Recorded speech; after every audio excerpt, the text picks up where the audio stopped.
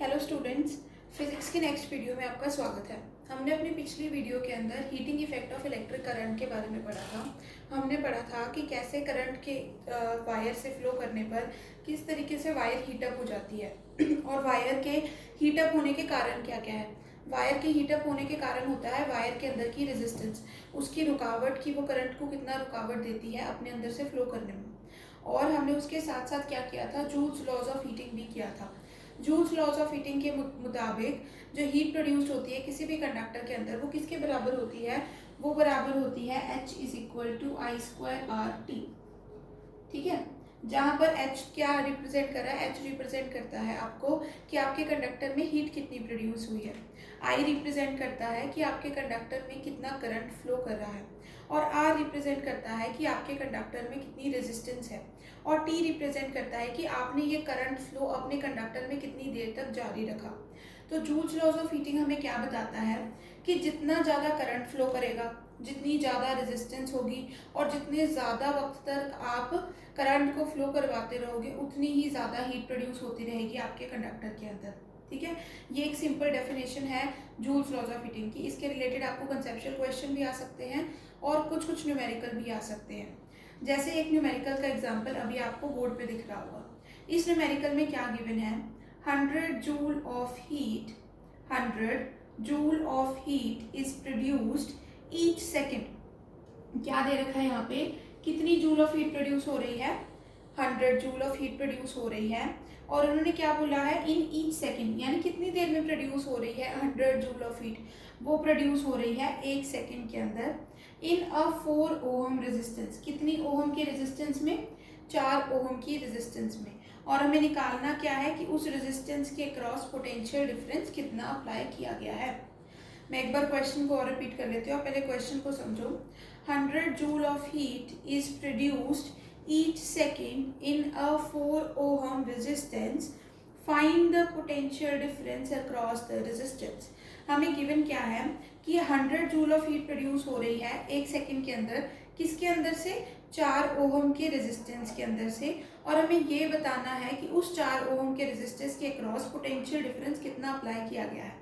ठीक है, तो इसको सॉल्व करने के लिए हमारे पास सिंपल हमारा जूल्स लॉज ऑफ हीटिंग पड़ा है। जूल्स लॉज ऑफ हीटिंग के अकॉर्डिंग यहाँ पे हमें देखो पहले गिवन क्या क्या है। सबसे पहले आपको यहाँ पर हीट दे रखी है, हीट कितनी है यहाँ पर 100 जूल। दूसरा आपको क्या दे रखा है, दूसरा आपको दे रखा है कि कितने टाइम में ये हीट फ्लो कर रही है, कितने टाइम में कर रही है, 1 सेकेंड के अंदर। और तीसरी चीज क्या दे रखी है कि कितनी रेजिस्टेंस है उस कंडक्टर के अंदर, 4 ओहम की रेजिस्टेंस है। तो अभी आप इस फॉर्मूला से जज कर सकते हो, आपको हीट गिवन है, आपको रेजिस्टेंस गिवन है, आपको टाइम गिवन है। अब अगर फॉर्मूला में 4 वेरिएबल हों और अगर आपको 3 वेरिएबल गिवन हो, तो आप जो चौथा वेरिएबल है उसको कैलकुलेट कर सकते हो। उसी चीज़ को हम कैलकुलेट करते हैं। अब ये देखो, इसमें से हमें क्या निकालना है, इसमें से हमें करंट निकालना है। तो करंट का फॉर्मूला कैसे बन जाएगा, H/RT का अंडर रूट। देख रहे हो ना, RT को इधर ले जाके आप डिवाइड में ले जाओगे, और यहाँ पे क्या निकल रहा है, आई स्क्वायर निकल रहा है, पर निकालना क्या है, हमें करंट निकालना है। तो यहाँ पे मैं आई लिख देती हूँ।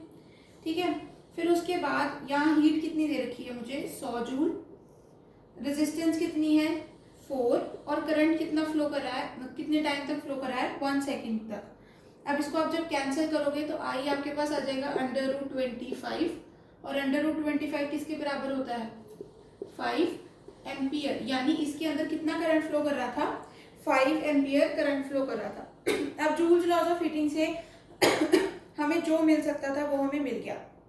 अब नेक्स्ट पर देखो, इस क्वेश्चन का मोटिव क्या है, इस क्वेश्चन का मोटिव आपको ये बता रहा है कि आपको ये निकालना है कि पोटेंशियल डिफरेंस कितना है।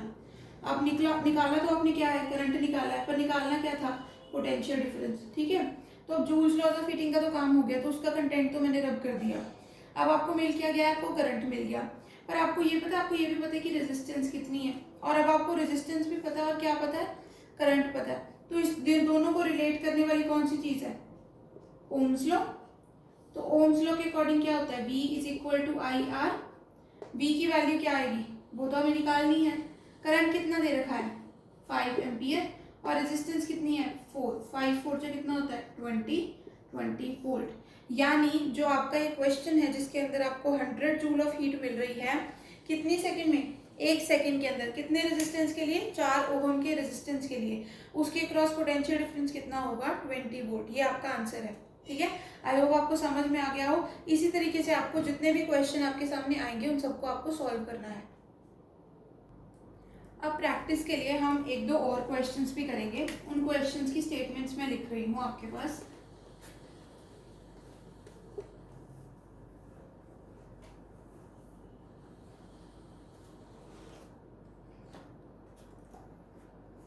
क्वेश्चन है compute the heat generated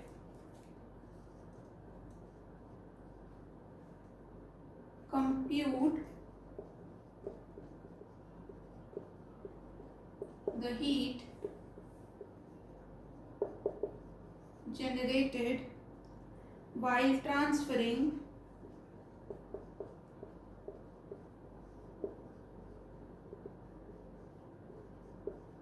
96,000 coulomb of charge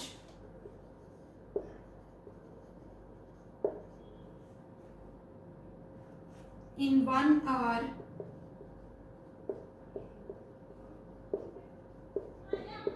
through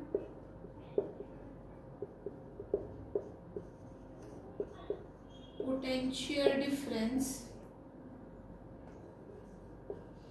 of 50 volts। हमें यहाँ पे क्या कैलकुलेट करने को बोला गया है, देखो क्वेश्चन आपको क्लियर हो गया होगा। क्वेश्चन गिवन है कि आपको हीट जनरेटेड कैलकुलेट करनी है।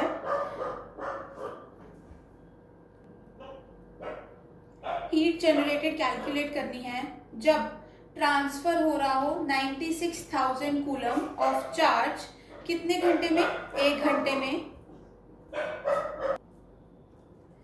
वो चार्ज कितनी देर में ट्रांसफर हो रहा है, 1 घंटे में, through a potential difference of 50 volts. ठीक है, अब यहाँ पे हमें निकालना क्या है, देखो सबसे पहले निकालना है आपको हीट जनरेटेड कब, जब 96,000 कूलम चार्ज ट्रांसफर हो रहा हो, कितनी देर में, 1 घंटे में, जब पोटेंशियल डिफरेंस कितना लगाया हो, 50 वोल्ट्स का। ठीक है, तो यहाँ पे आपको बहुत सारी चीजें गिवन भी हैं और एक चीज हमें निकालनी भी है, और जो चीज हमें निकालनी है वो हमें क्या निकालना है, हीट जनरेटेड कैलकुलेट करना है। ठीक है, अब इस क्वेश्चन को करने के 2 तरीके हो सकते हैं। एक तो हम सिंपल सा तरीका करते हैं, यहाँ पे हमें क्या गिवन है कि हमें एक चार्ज को ट्रांसफर किया गया है कितनी देर में, 1 घंटे में। ठीक है, तो एक तो आपको क्या गिवन है, चार्ज 96,000। ठीक है, दूसरा क्या दे रखा है, टाइम क्या दे रखा है, 1 घंटा। पर आपको ये पता है कि जब भी आपको इस तरीके के सम करने हैं, टाइम को आपको SI यूनिट्स में लेना पड़ेगा, और SI यूनिट टाइम की क्या होते हैं, सेकेंड। तो ये क्या होगा, 24 मिनट्स, 24 इंटू 60 सेकेंड्स, इतनी देर में आपका चार्ज ट्रांसफर होगा। ठीक है, और पोटेंशियल डिफरेंस कितना लगाया जा रहा है, पोटेंशियल डिफरेंस लगाया जा रहा है 50 वोल्ट्स का। अब यहाँ पे आपको एक तो पोटेंशियल गिवन है, एक आपको क्या दे रखा है, चार्ज दे रखा है, एक आपको दे रखा है टाइम। ठीक है, तो हीट निकालने का सबसे सीधा तरीका जो यहाँ पे मुझे नजर आ रहा है वो ये कि आप ये फॉर्मूला का इस्तेमाल कर लो, VIT। यहाँ पे आपको पोटेंशियल गिवन है, टाइम भी आपको गिवन है, पर क्या नहीं गिवन, आपको करंट नहीं गिवन। तो मतलब आपको करंट क्या निकालना पड़ेगा। अब यहाँ देखो, पोटेंशियल आपको कितना गिवन है, 50, टाइम कितना गिवन है आपको, 24 इंटू 60, पर क्या नहीं गिवन है आपको, करंट। पर करंट होता क्या है, करंट होता है कि कितना चार्ज ट्रांसफर हुआ है कितने टाइम में। तो यहाँ पे आप क्या पुट कर दोगे, Q डिवाइडेड बाय टाइम। अब इस चीज में वैल्यूज पुट करो, 50 into 24 into 60 multiply by charge कितना था, 96,000, और इसको टाइम कितना लगाए, 24 इंटू 60। ठीक है, 24 से 24 कैंसिल, 60 से 60 कैंसिल, यानी आप 50 और 9600 को मल्टीप्लाई कर दोगे तो आपको क्या, अपना आंसर मिल जाएगा। और यहाँ मल्टीप्लाई होकर क्या आएगा, 480, पीछे 1 2 3 4 zeros, 1 2 3 4। अब इसको आप या तो जूल्स में भी लिख सकते हो, या आप इसको किस में कन्वर्ट कर सकते हो, किलो जूल्स के अंदर। किलो जूल्स क्या होता है, रेज टू पावर 3। तो ये 3 जीरोस मिट जाएंगी और आपके पास क्या आ जाएगा, 48,000 kilo joules of heat is produce. ठीक है, किलो जूल भी एक दूसरी क्वांटिटी होती है हीट को मेजर करने की, 1 किलो जूल किसके बराबर होता है? 1000 जूल्स के बराबर होता है। बस मैंने यहाँ पे कन्वर्जन किया आंसर को सिंप्लीफाई करने के लिए। आज की वीडियो में इतना ही, बाकी हम नेक्स्ट वीडियो में करेंगे।